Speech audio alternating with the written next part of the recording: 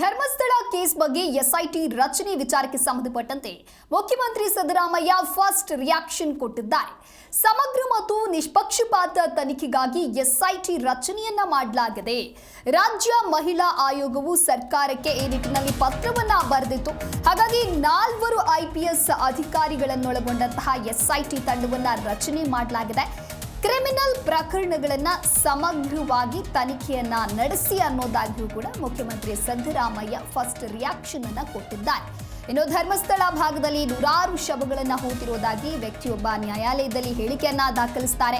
ಸ್ಥಳೀಯ ಹಾಗೂ ರಾಷ್ಟ್ರೀಯ ಮಾಧ್ಯಮಗಳು ಮನುಷ್ಯನ ತಲೆಬುರುಡೆ ದೊರಕಿದ ಸ್ಥಳ ಹಾಗೂ ನಾಪತ್ತೆಯಾದ ವೈದ್ಯಕೀಯ ವಿದ್ಯಾರ್ಥಿನಿಯ ಕುಟುಂಬದವರ ಹೇಳಿಕೆಯನ್ನ ಕೂಡ ಪ್ರಸಾರ ಮಾಡಿತ್ತು.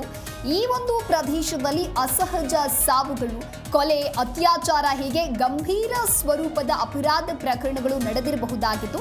ಈ ಎಲ್ಲ ಸಾಧ್ಯತೆಗಳನ್ನ ಪರಿಗಣಿಸಿ ಪ್ರಕರಣದ ಸಮಗ್ರ ಮತ್ತು ನಿಷ್ಪಕ್ಷಪಾತ ತನಿಖೆಯನ್ನ ನಡೆಸುವಂತೆ ರಾಜ್ಯ ಮಹಿಳಾ ಆಯೋಗವು ರಾಜ್ಯ ಸರ್ಕಾರಕ್ಕೆ ಕೋರಿರುತ್ತೆ. ಅವರ ಕೋರಿಕೆಯ ಮೇರೆಗೆ 4 ಐಪಿಎಸ್ ಅಧಿಕಾರಿಗಳನ್ನೊಳಗೊಂಡ ವಿಶೇಷ ತನಿಖಾ ತಂಡವನ್ನ ರಚಿಸಿ ಆದೇಶವನ್ನ ನೀಡಲಾಗಿದೆ ಸರ್ಕಾರ.